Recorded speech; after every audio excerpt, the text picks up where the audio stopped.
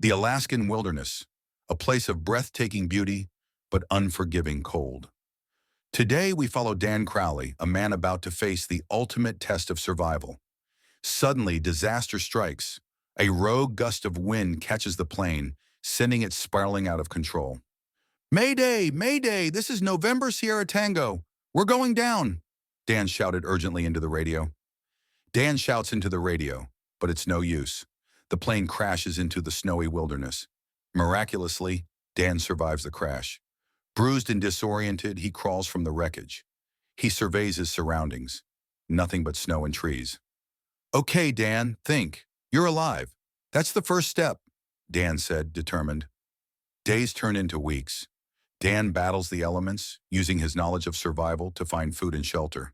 He builds a makeshift cabin from fallen trees. One evening, as the sun sets, Dan hears a sound in the distance. A howl. He realizes he's not alone. A pack of wolves surrounds the cabin, their eyes gleaming in the darkness. Dan knows he must defend himself. Stay back. I don't want to hurt you, but I will if I have to, Dan warned. Dan yells, but the wolves are relentless. They attack. After what seems like an eternity, Dan manages to fend off the wolves.